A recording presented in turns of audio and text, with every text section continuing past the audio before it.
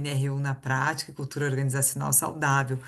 Então, esse curso ele surge assim de uma vontade minha de levar essa informação para mais empresas, além dos clientes que eu atendo, como uma oportunidade aí de a gente ajudar as organizações nesse movimento, os consultores, os profissionais da área de gestão de pessoas a entender o que que é essa norma, né? Que é a norma número 1 de relações de trabalho, a NR1 é a primeira norma de uma sequência de normas que vem de legislação trabalhista, então ela é algo que já existe há muito tempo, né?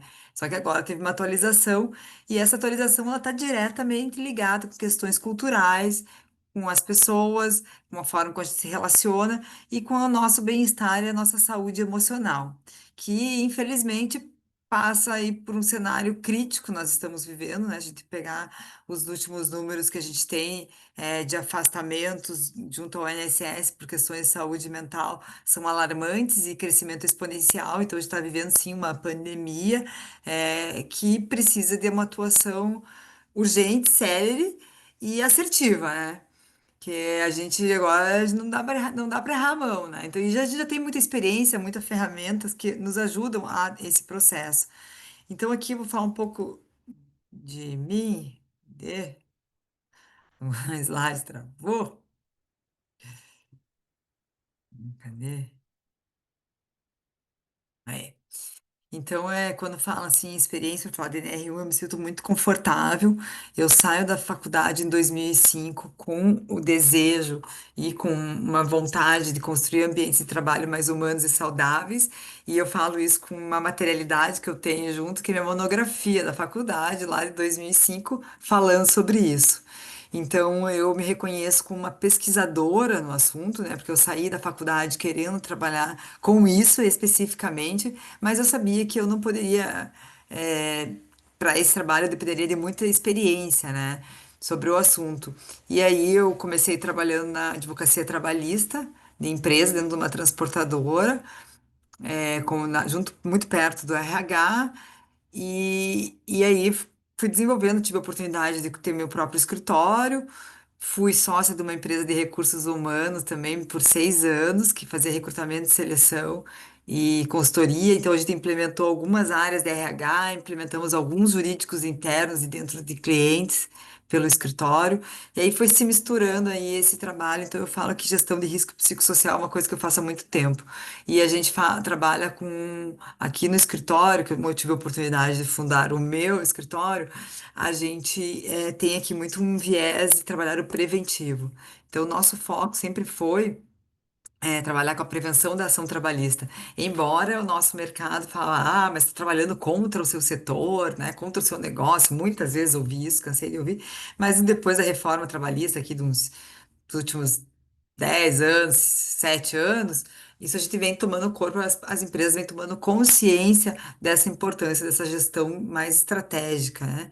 E aí a gente vem desenvolvendo todo esse trabalho. Então, só para você, hoje, né, também sou vice-presidente da comissão do Pacto Global aqui da OAB Paraná. Em Curitiba a gente tem essa comissão que a gente faz o trabalho de desenvolvimento da jornada, e sustentabilidade da OAB Paraná. E também faço parte sou líder aqui no Paraná da PAS, que é a Plataforma de Comunicação e Engajamento da ONU Brasil. Tá? Então, estou esse movimento com as empresas. Então, por isso que eu falo, a gente está falando de gestão de risco psicossocial, mas a gente está falando de sustentabilidade dos negócios também, tá?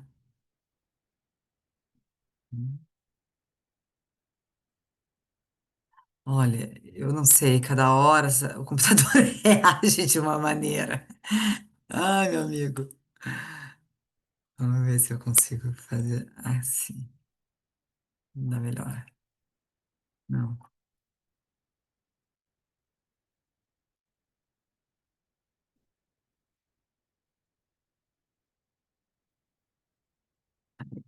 Bom, vou passando para vocês assim.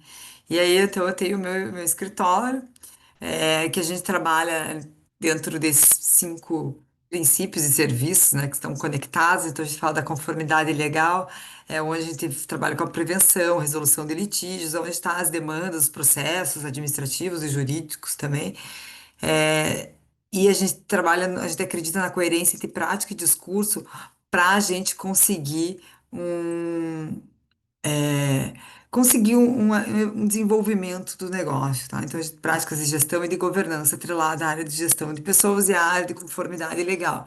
E a gente acredita no engajamento pela transparência. A gente só vai conseguir mover a cadeia produtiva, os nossos colaboradores, é, com uma clareza de documentos. Então, quando a gente fala em engajamento pela transparência, são documentos que têm uma clareza dessa relação que está havendo, seja ela de trabalho, que aqui no caso da R1, a gente vai falar mais sobre isso, mais uma prestação de serviço, de um colaborador, enfim, de um governo, com quem se relaciona a empresa. Dentro da consultoria, a gente tem uma consultoria bem focada na área de gestão de pessoas. Então, a nossa especialidade, quando a gente fala em ESG, a gente é o S do SG, onde está ligado às pessoas. Então, a gente tem aqui, dentro do escritório, com atuação contenciosa, mas temos uma área bem interna, bem forte, de sustentabilidade corporativa, onde qual eu estou à frente. Então, a gente faz relatórios de sustentabilidade, cria indicadores, políticas de mensuração, políticas para estruturar, práticas novas dentro da organização, enfim, todo esse trabalho muito voltado a pessoas, né? Então, assim, eu entendo que o S do SG, lembrando que o E é environment é ambiental, o S é o social, as pessoas, e o G é a governança, que é aquilo que a gente documenta, como a gente documenta, o S está no meio. Então, a atuação, todo o trabalho, uma jornada de sustentabilidade, de um progresso de uma organização, ela está ligada muito às pessoas que estão no centro dessa relação. E aí a gente vai precisar de pessoas entendendo de ações corretas para ter menor impacto ambiental, para ter uma ação de impacto regenerativa, ou um impacto mais responsável, enfim. A gente vai ter que ter as pessoas também para documentar aquilo que é feito correto, e as pessoas, para ter esse comportamento, elas também devem receber um tratamento que seja íntegro, respeitoso e respeite sua integridade física. E quando a gente fala em integridade física, a gente está falando de um bem maior, nós, quanto seres humanos. É um bem indisponível. Ninguém pode abrir mão da sua vida, da sua integridade física, da tua saúde emocional, da tua saúde física. Então, aqui eu até tenho entrado nessas. Ah, eu acho que tem pessoas que eu preciso admitir, agora que eu entendi. A gente fala muito dentro da área de contratos, né? Bem-vindo, mas CPJ, hoje eu atendi, inclusive, uma empresa com relação a isso. Como que fica essa relação da questão dos riscos psicossociais do ambiente de trabalho, se o ambiente não é saudável? Eu entendo que sempre a empresa vai ser responsável, seja que se ela fornece um ambiente que seja tóxico, tanto para uma relação de consumo com o consumidor, uma relação de prestação de serviço ou de uma relação com os empregados, são relações humanas que impactam na saúde emocional das pessoas, ela tem responsabilidade em relação a esse cuidado. E aqui eu faço uma pergunta para vocês, deixar aqui, né, uma reflexão. E sua empresa, as empresas onde vocês estão hoje, estão preparadas para ser fiscalizadas? Elas têm esse entendimento de como que está seu clima, sua cultura e a saúde emocional das pessoas que estão inseridas nesse ambiente? O que que vocês acham disso? Como que vocês estão vendo essa questão? Alguém, se quiser abrir o microfone? Não, ninguém quer abrir. Mas a gente vê o que que eu tenho visto, né? Então, vou contar para vocês o que que eu estou vendo nas empresas. Eu tenho visto empresas que já estão preparadas, elas já têm algumas práticas, mas elas não sabem como apresentar uma fiscalização, elas não sabem como vai ser um afastamento por questões de saúde mental, ela não tem líderes preparados para saber como lidar nesse processo. Mas elas já têm, algumas empresas já têm algumas práticas, boas práticas, que precisam ser estruturadas para ser melhor internalizadas e ter uma governança melhor sobre essas informações. Mas, infelizmente, a grande maioria ainda está perdida, né? Ainda estão precisando de pessoas entendendo como fazer isso. E aqui esse é meu objetivo com essas aulas e com o meu trabalho aí, que eu estou focando bastante nesse ano em relação a esse assunto, é ajudar a fazer esse trabalho de uma forma eficiente e ágil. Não quero aqui fazer promessa que vou resolver o problema de vocês, que é complexo, não estou aqui para dizer, mas eu quero que a minha experiência ajude a fazer, percorrer o caminho, né? Que vocês saibam percorrer que caminho deve ser percorrido e os riscos que estão envolvidos em relação a essa atualização dessa norma. A norma, ela está vigente, né? Então, a gente tem aí o prazo de um ano, um pouquinho menos agora, até 25 de maio de 2026, para passar a sofrer uma fiscalização, né? Mas pode ser discutida em via judicial as questões que a norma exige da capacidade da empresa reconhecer onde estão os seus riscos, ter um plano de ação, de intervenção sobre eles, né? E fazer uma gestão para que haja um monitoramento e evidencie um cuidado e uma melhoria desse cuidado. Essa norma, a NR1, ela não é uma norma isolada que a gente recebe de repente com uma questão de psicossocial, embora ela tenha um peso maior, é um peso porque prático, vamos dizer assim, não maior, mas ela tem um peso muito prático porque é uma fiscalização direta e ela traz algumas diretrizes de ação. Então, ela tem realmente uma materialidade é, bem impactante dentro das organizações, porque todo o procedimento que ela impõe vai determinar algumas obrigações diretas do empregador com o seu empregado. Exemplo, se eu tenho um afastamento por saúde mental, como foi construído o meu PGR, vai dizer se eu tenho a obrigação com aquele afastamento ou se aquela questão não é relacionada ao trabalho. Mas se eu não tiver uma estrutura, eu não, a minha obrigação já é mais direta com esse meu empregado que tem um atestado de saúde mental, e aí vai determinar se eu tenho que abrir um comunicado de trabalho ou não. E aqui, eu estava falando, essa NR1 ela tem uma relação com outras normas, ela vem numa resposta dos números crescentes de afastamentos junto ao INSS por questões de saúde mental, ela vem nesse processo. O governo federal já publicou anterior outras normas que vinham. A gente tem uma lei que é a empresa certificadora de empresa promotora de saúde mental, que é uma legislação que propõe um certificado fornecido pelo governo federal por empresas que adotam boas práticas que são recomendadas, mas não é uma obrigação legal, não há uma imposição. A gente tem a lei de transparência salarial, que impõe às empresas ter os relatórios das suas, para ver a questão de diferença salarial entre homens e mulheres, cargos de liderança. A gente tem o programa Empregados Mais Mulheres, como uma parte da lei facultativa, que traz conceitos de parentalidade, que é o conceito de cuidado da família, não só atribuição em relação à mulher, sendo que a mulher ela é a maior vítima de ocorrências de assédio, de riscos psicossociais, maior número de afastamentos junto ao INSS por questões de saúde mental e na faixa dos 41 anos, pela sobrecarga em relação ao cuidado. Muito disso, né? Então, está envolvido. Então, toda essa questão problemática, a gente tem uma lei que olha para isso da melhor maneira, uma forma, enfim, não necessariamente ainda tem, óbvio, coisas que podem ser melhoradas, mas já temos uma lei olhando para isso que nos permite maior flexibilidade diante das empresas, e essa lei traz questões obrigatórias também. Que é a questão de combate a assédio e violência no ambiente de trabalho, impondo a questão de ter canais de denúncias, treinamentos para todos, independente do nível hierárquico em relação ao assédio. Então, a gente tem um arcabouço legal trabalhista que vem com bastante coisas que as empresas já têm que cumprir, e já devem estar cumprindo, para sistematizar e responder um diagnóstico em relação à NR1, né, a gestão do risco psicossocial. Então, a norma obriga que o clima organizacional seja avaliado, que o grau de risco desse ambiente seja exposto, haja uma exposição para saber quanto que as pessoas inseridas naquele ambiente estão propensas a ter uma questão de saúde mental ou não, né? Ou há uma preocupação e um cuidado em relação a isso.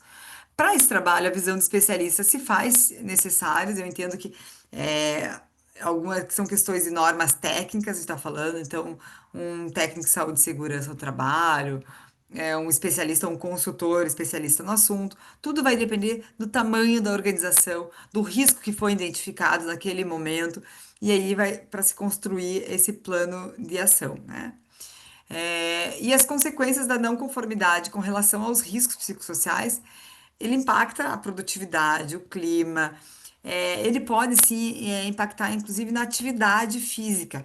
Se a gente tem uma empresa que tem um risco à saúde, à integridade física do trabalhador muito alto, a gente tem o Ministério Público do Trabalho, ele tem o poder, uma delegacia do trabalho, de entrar com ações de interdição da atividade, ou de ter uma questão de suspensão, enfim, que a empresa tem que responder em relação a isso. Então, é grave, sim, isso aí são casos extremamente graves, mas é um processo de amadurecimento. Até então, esse ano, vamos dizer assim, eu vi jurisprudências que são decisões judiciais, condenando empresas a danos morais, mas isentando de algumas obrigações que eu entendo que são cabíveis por conta da legislação. A atualização da RU não está vigente, então ela não tinha obrigação de estar com a documentação do PCMSO, do gerenciamento de risco ocupacional feito. Então, a partir de agora, eu entendo que esses argumentos que davam vamos dizer assim, uma reduzida nas condenações em relação às empresas desses assuntos, ele fica mais escasso, fica mais difícil.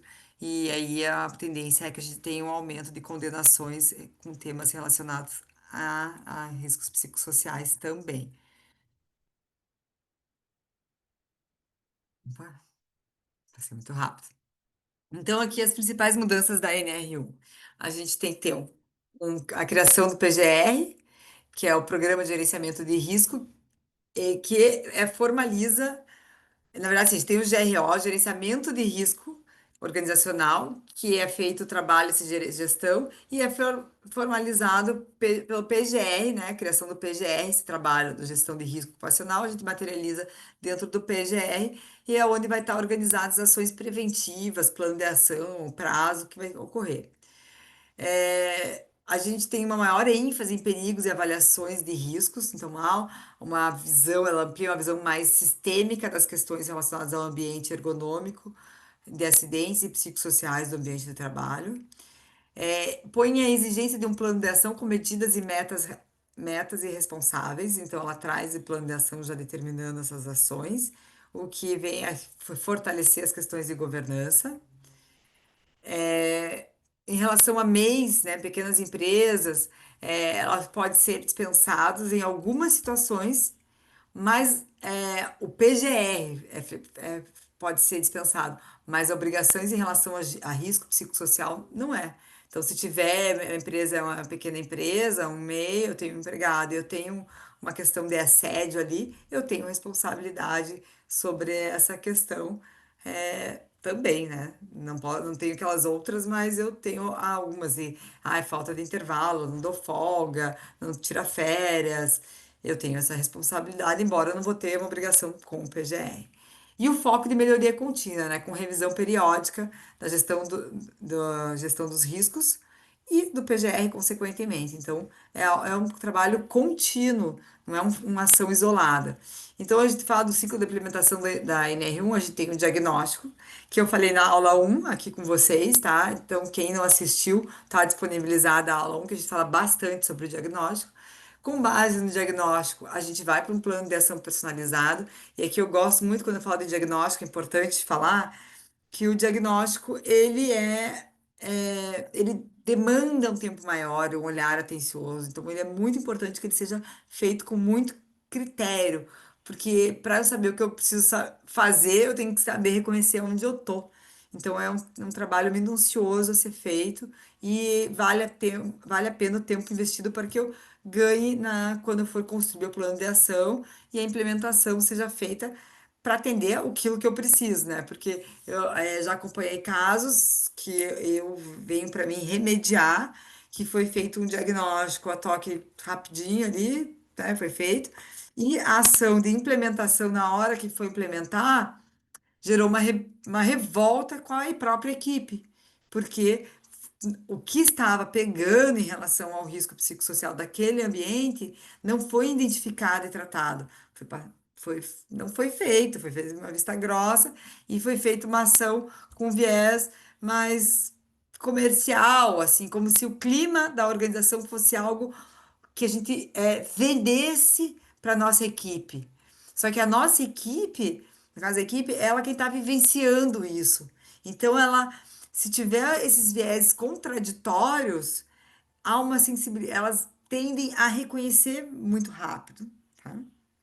às vezes não verbaliza, mas reflete negativamente de diversas formas, entre a organização, baixo engajamento, evasão, já teve caso, um grupo, uma área inteira pediu desligamento, achou lá uma outra oportunidade em outra empresa e foi para outra, para concorrente. Então, assim, tem que ter muito cuidado, tá?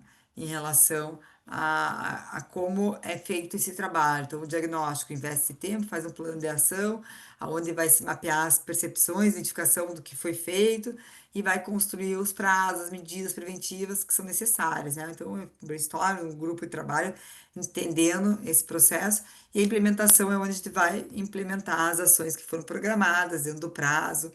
E a gente entra nesse monitoramento, né, no ciclo contínuo, porque há a necessidade de monitorar para ver se está dando certo, se não está dando, se precisa de ajuste, a gente vai e faz esse ajuste quando for necessário.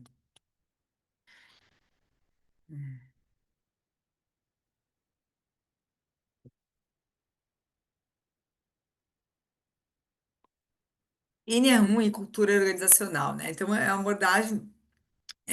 A gente está falando agora de uma norma que vem falar de cultura, que vem enfrentar temas tabus, assim, que nem assédio. Assédio, o primeiro treinamento que eu dei de assédio foi em 2010, numa transportadora em Barueri. Naquela época eu queria trabalhar a redução de processos do meu cliente, porque ele tinha muitas ações, e daí eu tinha que ir muito, naquela época era presencial as audiências, muito para Barueri, e eu via que muitas daquelas ações poderiam ser evitadas com uma liderança entendendo algumas relações. Teve um caso específico que teve que eu fiz uma audiência em Barueri, todo aquele trânsito, avião, carro, lá. Cheguei lá na audiência, a questão era da ação, o empregado tinha entrado, porque ele era chamado durante o curso dele de trabalho, durante a jornada, trabalhou 2 anos na empresa, como ninho de papagaio, porque ele tinha um penteado um pouco diferente, tinha uma careca e o cabelo em volta, enfim. E aí chamava o cabelo dele, era ninho de papagaio. E aquilo foi incomodando ele, e aí quando ele achou uma outra oportunidade de trabalho, ele entrou com a ação, e o que ele trouxe na audiência foi isso, né? Até gostava de trabalhar lá, o que eu não suportava mais era ser chamado disso. E aí, até daí foi lá uma discussão, que aquilo não tinha sido colocado como objeto da ação pelo advogado, que o advogado trouxe outros argumentos. E aquilo que levou ele, a motivação era isso. E daí a gente começou a dar muito treinamento lá em relação a combate a assédio, para as lideranças entenderem como que lida apelido, quando que um gosta, quando que não gosta, quando que pega apelido, enfim, questões básicas de relacionamento, que tá ligado à nossa cultura. E aí, hoje, a gente tem uma norma que impõe que sejam feitas essas práticas preventivamente, para que isso não seja levado para a justiça. E quando foi levado para a justiça, é porque já teve alguém ferido, muitas vezes, né? A gente acompanha aqui que a maioria dos casos de ações trabalhistas são decorrentes de uma revolta pessoal, uma vontade de vingança contra o empregador, e o mecanismo legal que a gente tem é a ação trabalhista, né?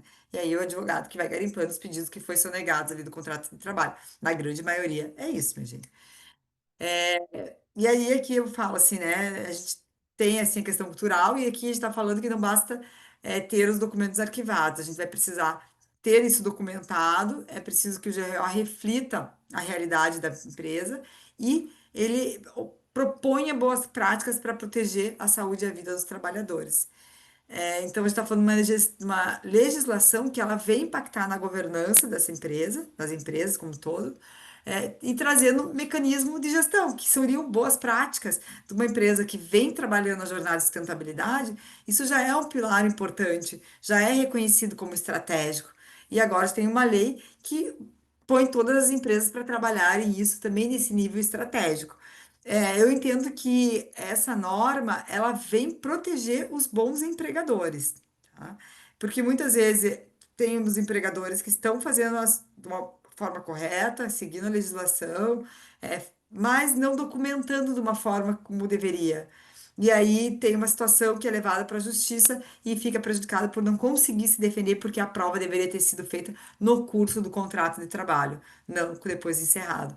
E aí que entra esses documentos que vão ser produzidos, arquivados, gerenciados com o GRO e com o PGR, com o PCNSO e as rotinas trabalhistas que a gente vem recomendando. Então é muito importante que seja uma gestão contínua, participativa integrado à cultura organizacional, tá ligado assim a valores, a estratégia de negócio. Então ela sai do nível operacional e entra e coloca o RH no nível estratégico. E aqui a gente está falando de responsabilidades do papel da empresa, que ela deve fornecer os recursos adequados para estabelecer essas ações, né, as políticas claras, demonstrar o compromisso genuíno com a construção do ambiente saudável. O papel dos gestores, as lideranças, têm uma obrigação de estar atentos, saber como intervir em ocorrências, isso é muito importante, e saber que documentos e até usar isso para se proteger enquanto liderança, porque ele também tem responsabilidade se ele está gerando pessoas. E os colaboradores do geral também têm uma responsabilidade que a NR1 traz de reportar situações adequadas, de se apropriar das informações e treinamentos que recebe e agir de forma coerente com essas informações no seu ambiente de trabalho e trazer o que ele percebe de risco para a organização colocar nas suas ações de prevenção e trabalhar de forma dentro do seu plano de gestão de riscos, né? E aqui, né, a cultura se molda com atitudes diárias. Então, todas as pessoas que vão fazer a cultura de uma organização acontecer. E aí a gente tem um movimento que eu fico muito feliz, que é o reconhecimento do RH como um coração da organização, né? Eu entendo que a área de gestão de pessoas, ela que impulsiona todas essas boas diretrizes, ou que vai receber também questões relacionadas à saúde mental que vão precisar de tratamento. Então, e ela deve estar conectada com a estratégia da organização para que as metas sejam de forma aceitável dentro da integridade física e nas necessidades de mercado da empresa. Então, é um papel que é diferente, tipo assim, uma evolução dessa área, com uma legislação impondo de forma muito bem imposta, não tem, né? Hoje, uma empresa que quer atender a essa norma, que quer ter um empréstimo no banco com taxas reduzidas em relação às suas boas práticas de desenvolvimento sustentáveis, ela vai ter que ter um RH, uma área de gestão de pessoas, seja ela interna, seja ela externa, mais estratégica, mais conectada. E isso não precisa, eu tenho 5 funcionários, Abel. Que eu vou, 5 funcionários? Eu tenho que me preocupar com isso? Sim, tenho. Eu tenho clientes que têm 5 funcionários e têm uma preocupação estratégica em relação ao assunto. A gente tem lá, a gente construiu uma política de bem-estar e jornada, aonde a gente conecta a questão das flexibilidades de jornada que a empresa prevê em relação ao bem-estar. É uma empresa que nesse trabalho a gente identificou que a equipe trabalhava 40 horas semanais, não 44, mas isso não era percebido pelo time e nós trouxemos isso para a política para dar essa visualização do que realmente a empresa está oferecendo, como que é as condições de trabalho deles naquele ambiente proporciona a eles uma saúde mental, né? Então, deixar claro que se pode ser que tenha alguma situação da pessoa, mas ali dentro do ambiente, isso não, pela forma como é gerenciado, a gente não encontra. E essa política ela dá clareza em relação a isso para as pessoas que estão ali trabalhando, né? E então o RH vem nesse processo. E aí, a gente aqui, essa eu e minha sócia, a Juliana, a gente criou um curso, tá? A gente deu muitos treinamentos ao longo do ano passado em relação à lei, especificamente o programa Emprega Mais Mulheres, a parte que é obrigatória em relação a combate de assédio e construção de política e treinamento para todos, independente do nível hierárquico. E a CIPA também veio trazer esse assunto, na CIPAT, né? Teve também a atualização da NR5, enfim, e a gente deu muito assunto. Só que o que acontecia? A gente entramos em algumas empresas para 100% dos empregados serem treinados. E aí, ao longo do ano, a gente acompanha um turnover nas empresas, né? E aí, como que a gente vai fazer esse treinamento para que chegue de volta a todos?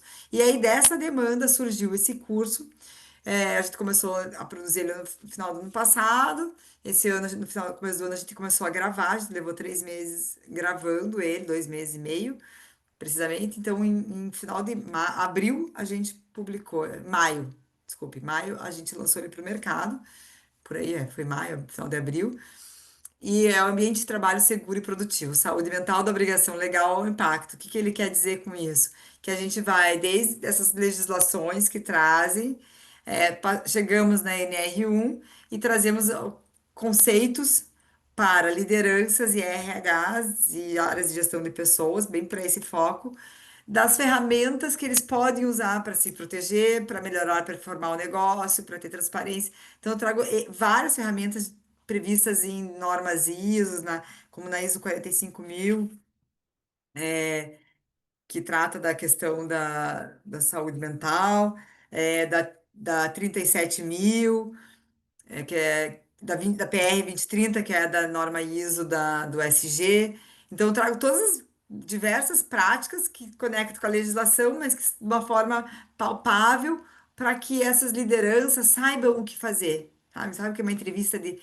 Esses dias eu tive um cliente e falei assim, Isabela, precisamos de uma entrevista de desligamento na minha área. Tipo, o RH eu já tinha passado para eles, já tenho. Eles têm lá, às vezes a gente pede para as ações, nas ações trabalhistas, eu sei que às vezes tem e às vezes não tem. E aí eu cheguei para uma pessoa que fez o curso com a gente, que chegou e me pediu. E ela não sabia que o RH eu tinha e ela não usava. Entendeu? Então, quando você passa a informação para que isso fique mais internalizado, então todos recebem a informação a mesma. E aí o curso ele fica vinculado ao CPF da pessoa. Então ele é personalizado, tipo, cada funcionário faz o curso, ele tem um total de 1 hora, são vários videozinhos curtos, e aí tem um e-book gigantesco, bem bom, quer dizer, bem completo no final, que foi quase um livro, o e-book que acabou ficando ali, porque eu fui colocando muita informação. E esse canal comigo que acaba tendo ali via a plataforma do curso, né? E aí a ideia é que as organizações comprem pacotes, né, para todos receberem essas informações, tanto o RH, as lideranças com preço bem mais reduzido, obviamente. Então, e aí essa ideia é que a gente precisa instrumentalizar as pessoas para serem capazes de refletir sobre a realidade que estão inseridas. Entender se a empresa tem um canal seguro para denúncias ou se não tem, se aquele canal que ela tem tipo, não está funcionando. Se está ali para inglês ver, se há sobrecarga emocional das equipes ou não, ou está improdutiva porque está faltando feedback. Porque eu nunca dei feedback aqui, eu não tenho rotina, só dou feedback na hora que eu vou desligar alguém.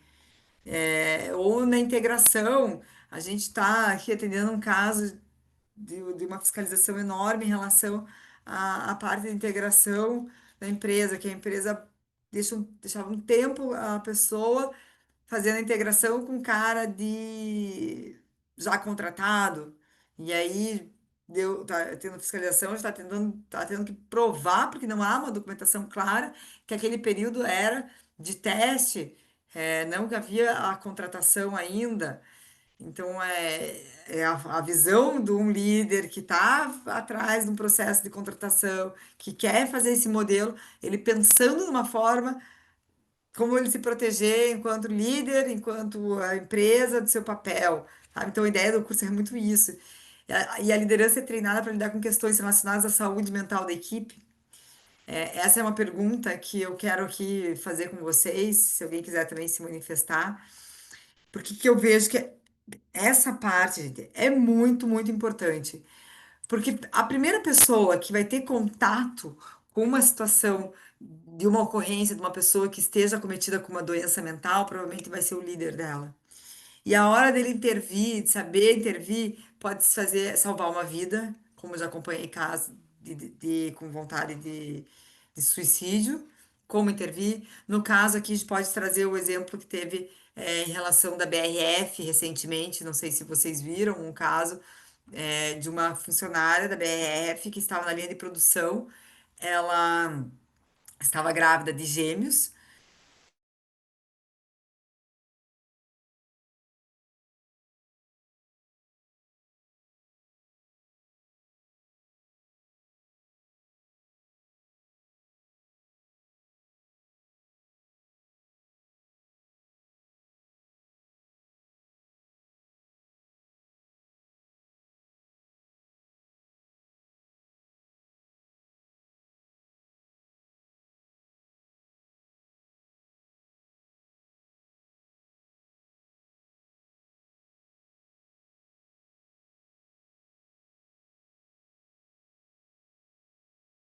Caiu, né?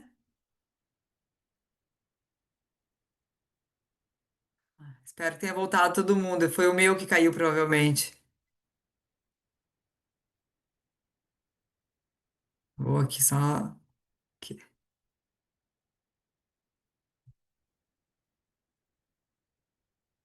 É, então, a liderança, ela, voltando ao caso da BRF, vocês escutaram?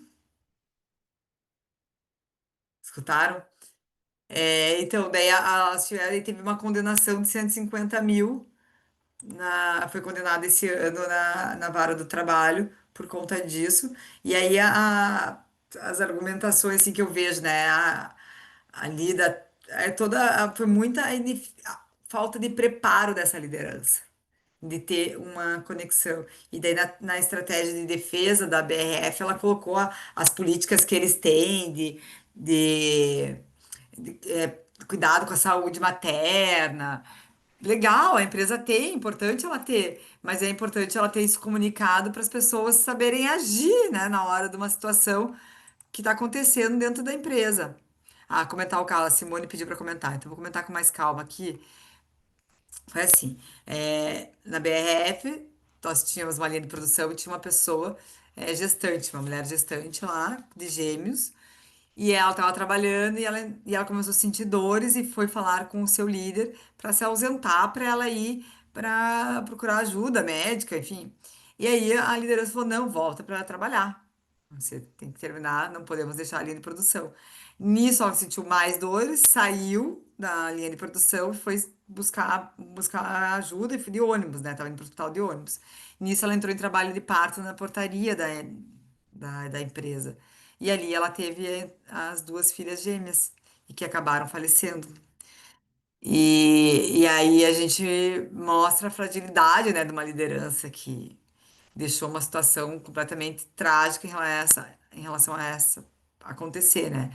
E aí ela entrou com processo na Justiça do Trabalho, e esse ano agora saiu a condenação da BRF, estão reconhecendo o ocorrido, né? O que eu estou falando aqui para vocês, eu vi do processo, que é público. E aí condenou a 150 mil reais a indenização, pela perda das duas filhas e mais umas indenizações e danos materiais. E aí a defesa da BRF, né, alegou que eles tinham programas de apoio à maternidade, à gestante, esse cuidado, incentivo nas consultas. Mas aí tá, na hora da liderança, tá no dia a dia, no relacionamento com a pessoa, ela não soube o básico. Então, é por isso que a gente não pode esperar das pessoas que elas saibam.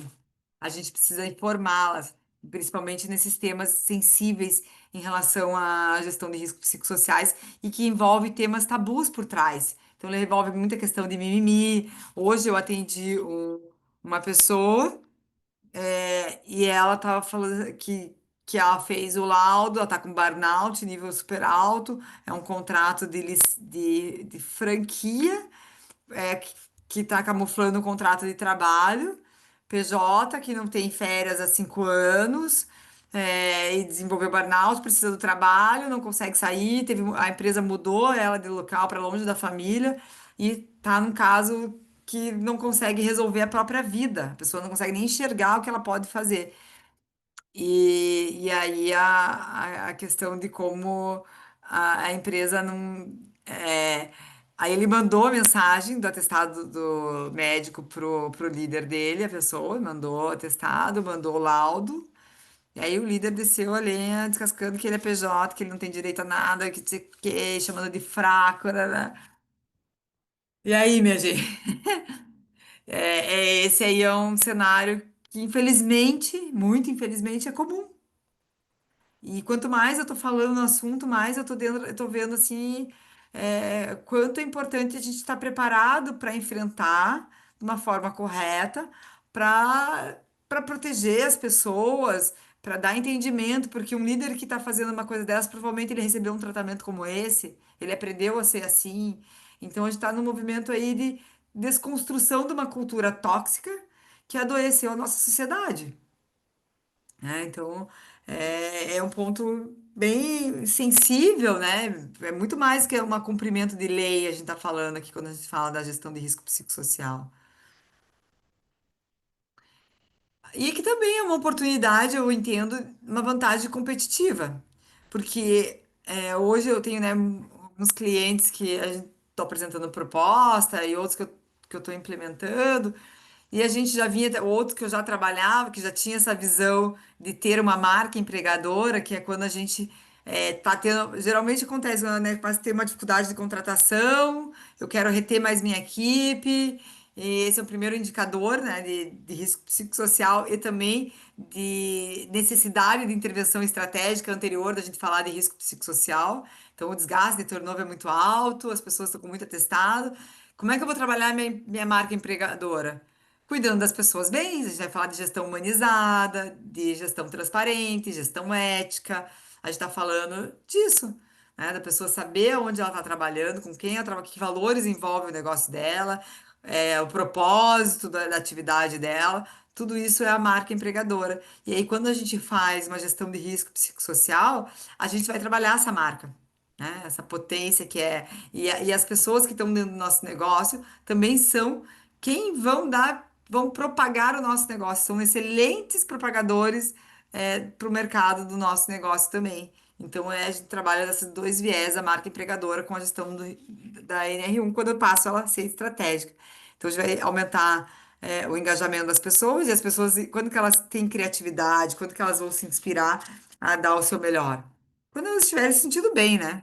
Eu acho que a pessoa que está ali querendo sair daquele local, vendo um monte de sacanagem acontecer, ou com uma pressão exaustiva, sem tempo de ter um final de semana com a sua família, sem tempo para ler um livro, sem tempo para tipo, respirar com calma, fazer uma atividade física. Isso é saúde, isso é integridade física, são coisas elementares, né? Tem uma escola na Suécia. A Suécia, assim, se for ver a educação da Suécia para as escolas brasileiras, uma grande diferença entre os professores é a questão do tempo. Aqui a gente tem uma sobrecarga muito grande de demandas, tal, de rotinas escolares que eu percebo, sabe? Eu atendo bastante escola. E lá, as professoras, elas buscam, para ter uma educação com saúde mental cuidada, para passar um bem-estar para as crianças, os professores precisam estar com essa saúde mental em dia, tá? Tem essa lógica, que é lógico, né? E aqui nós estamos descobrindo essa lógica ainda, né? Porque a gente vê uma preocupação com a criança, mas com quem está por trás também a gente tem que olhar em relação a isso, principalmente em escolas particulares. E lá as professoras têm tempo para ler, para se desconectar. Isso é imposto nas rotinas dela e reiteradamente documentado e comunicado.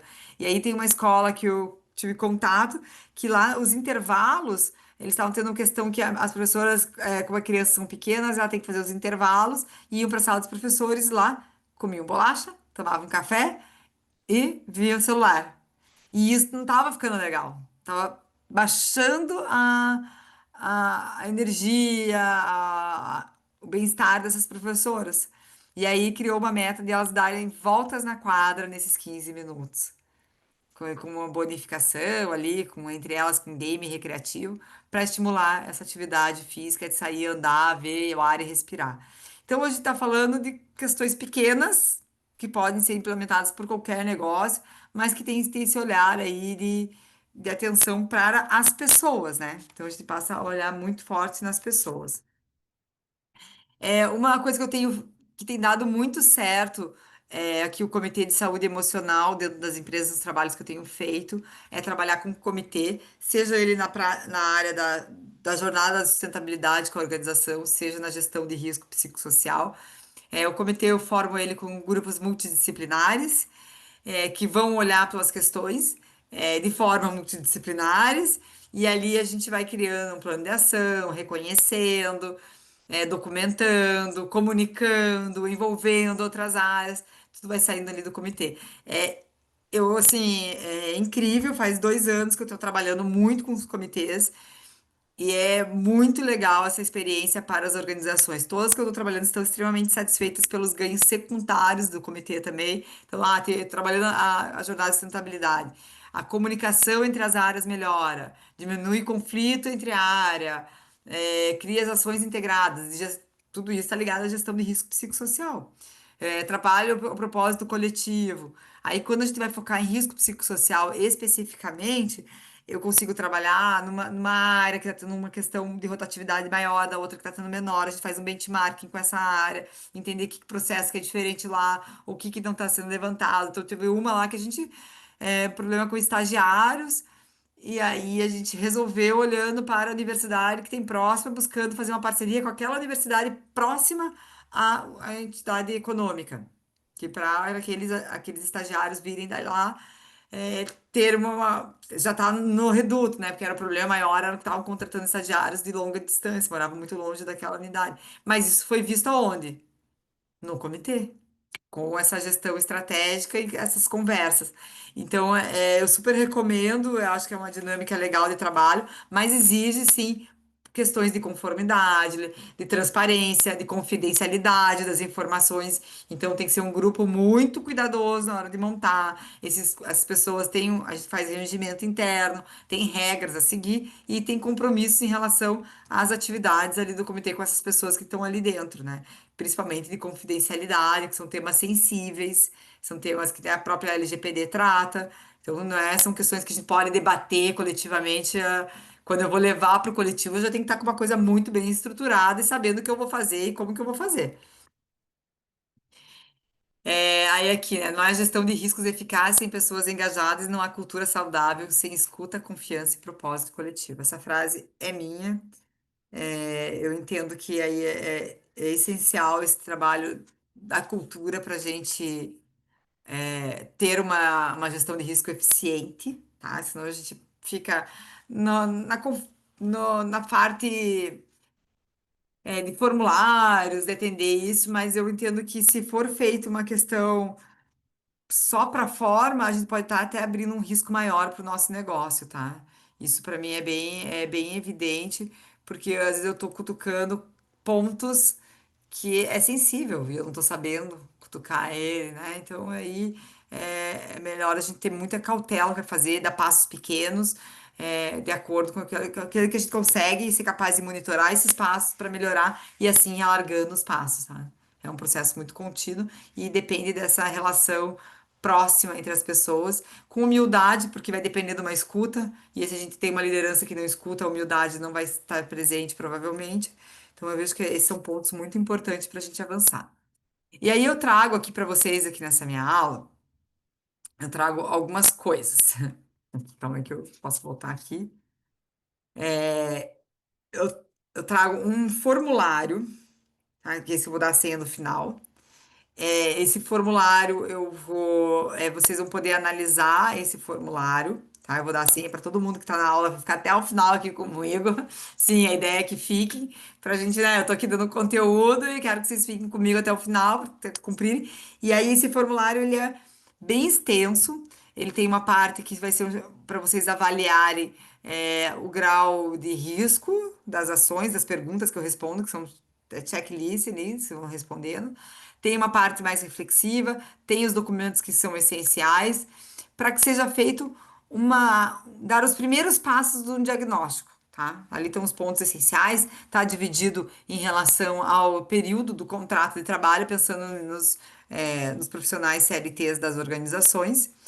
E aí eu fiz eu falei assim, não, eu quero tipo, conectar isso, eu quero ajudar um número maior de empresas. Esse realmente aqui é o meu objetivo, de eu conseguir escalar com vocês que estão aqui, atendendo um número maior de empresas, para dar meu conhecimento para a gente conseguir ser ágil nesses processos que façam diferença dentro das organizações. Eu sozinha não vou conseguir atender um número maior do que eu atendo hoje. Então, eu peguei um espaço da minha agenda e coloquei esse desafio para mim, enquanto profissional e sócia do escritório. Mas eu digo que é meu esse desafio.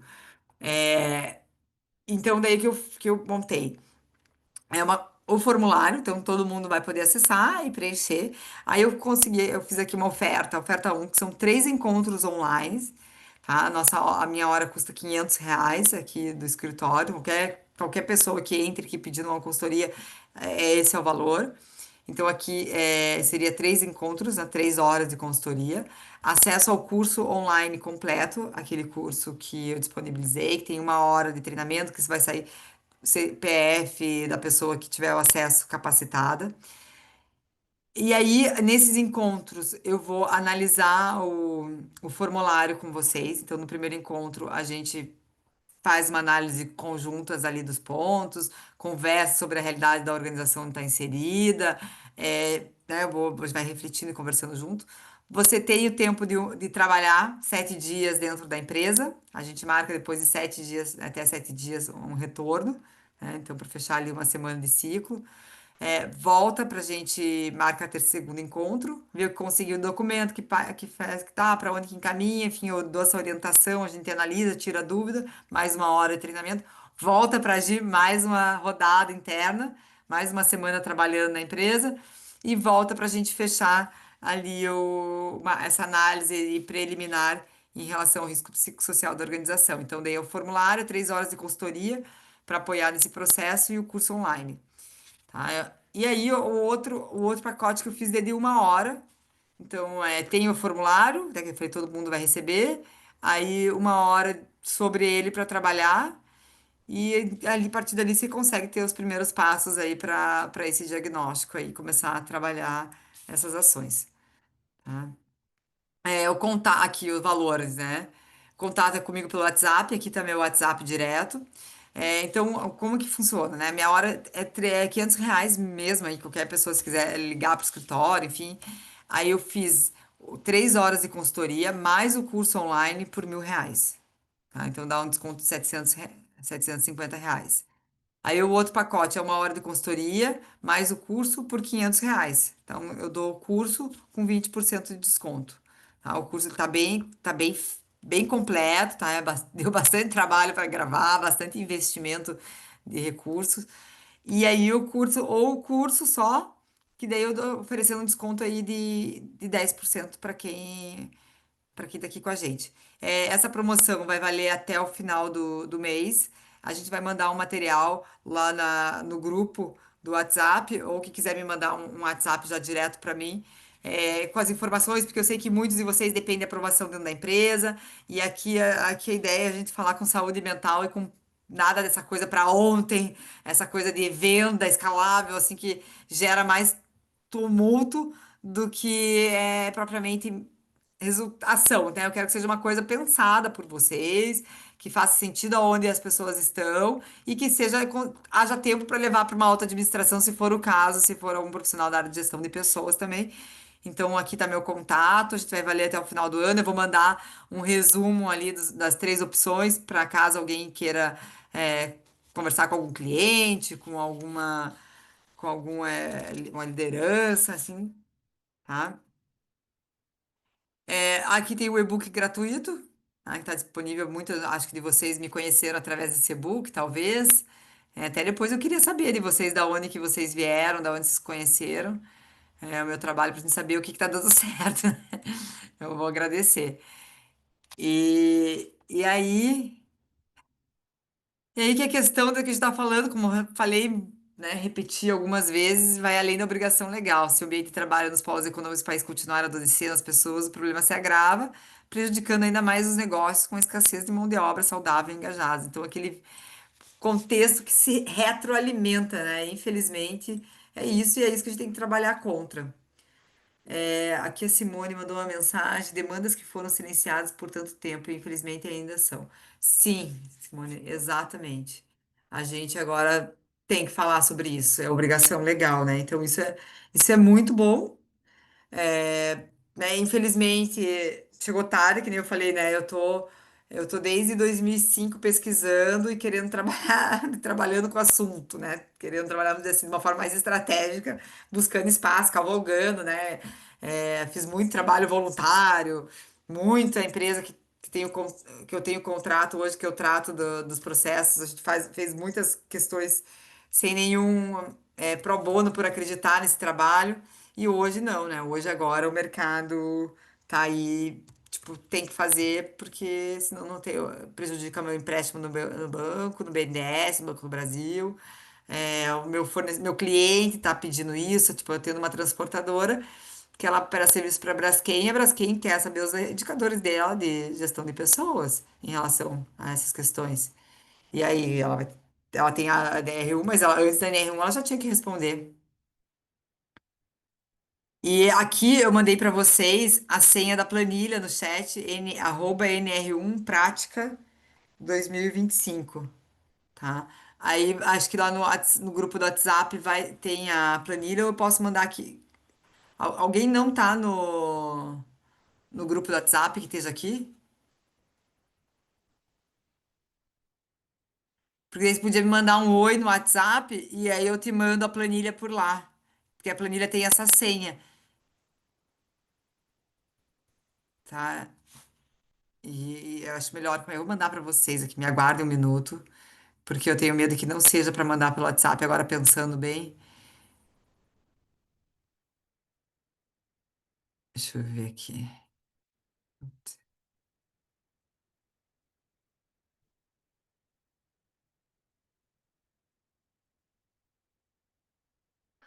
Já vou mandar aqui para vocês. Daí vocês já conseguem baixar elas aí, mas se vocês quiserem me mandar um WhatsApp direto para mim, vai ser bem bom, porque se saiu aí da. Aí não tem erro de fechar aqui a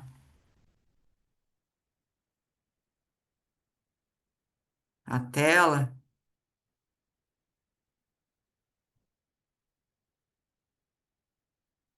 Acho que já saiu até a tela, né? Ah, vou escrever aqui meu WhatsApp para vocês, então. Mais fácil. 41. Ó, tá aí meu WhatsApp. Quem quiser me manda um oi lá e eu mando a planilha e a senha. Tá? Acho que é mais fácil. Então, pessoal, era isso que eu tinha para vocês hoje. Eu queria saber se alguém quiser abrir o microfone ou mandar algum comentário. Ó, a senha é @nr1 prática 2025.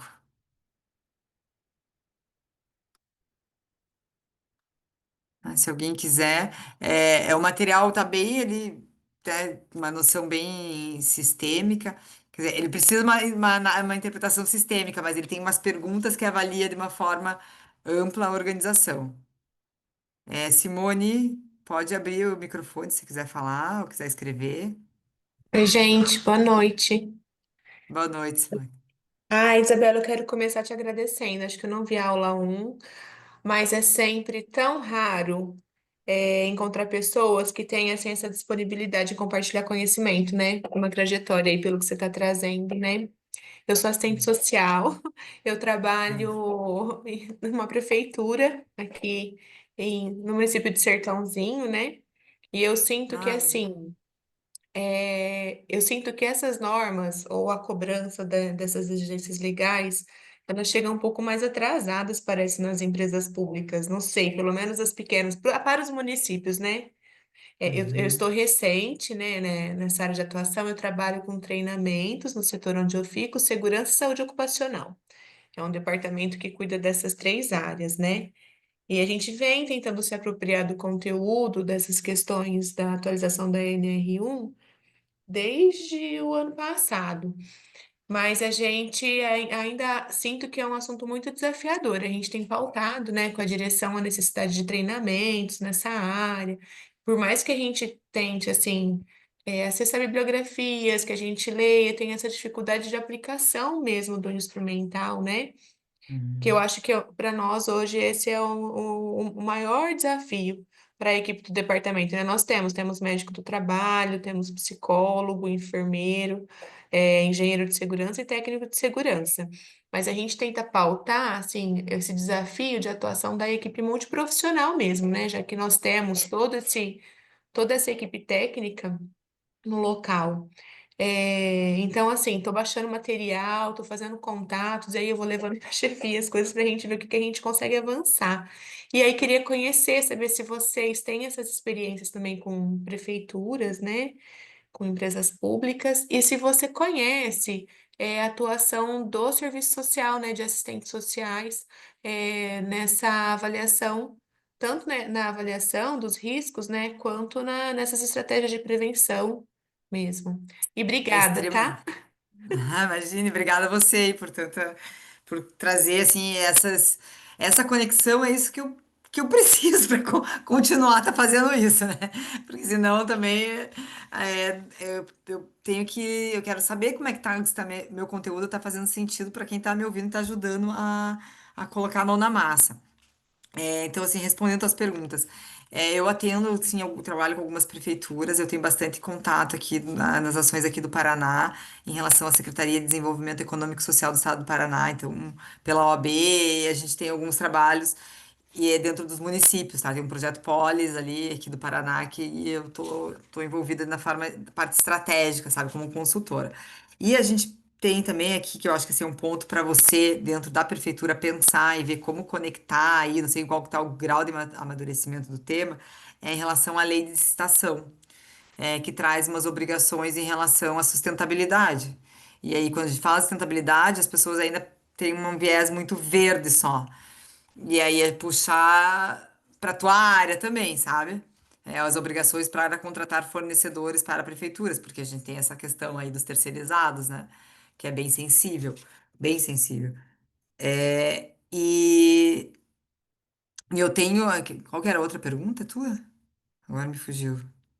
Eu perguntei se você conhecia assistentes sociais que atuam, né, Ah, nesse sim, sentido. eu tenho alguns clientes aqui que têm, principalmente com a construção civil, que tem a área de assistente social interna na organização que a gente ajudou já a implementar e acompanhar, e aí faz um trabalho, é conectado, né? Esse formulário que eu disponibilizei, ele é mais aberto, né? Tipo, tem 3 perguntas para cada área, para cada fase da contratação.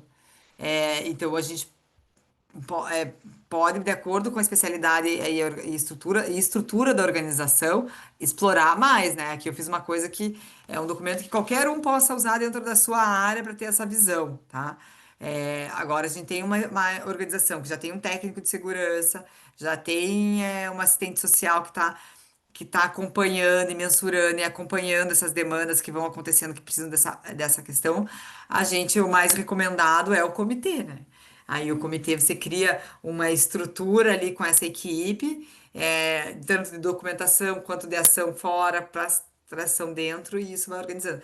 Esse trabalho eu posso fazer presencial, posso fazer à distância também. A gente cria esses cronogramas, né, com as empresas para não onerar tanto. A questão presencial é importante, mas às vezes por onerar a carga horária. E aí a gente faz as reuniões de trabalho, deliberação, às vezes online, faz algumas dinâmicas presenciais, a gente cria o cronograma. Então, se conseguir oportunidade lá com a prefeitura, estou aqui à disposição, marca a reunião que a gente conversa. Tá? Pega meu contato ali no WhatsApp e a gente vai trocando ideia. Qualquer dúvida, estou aqui à disposição. Mais alguém?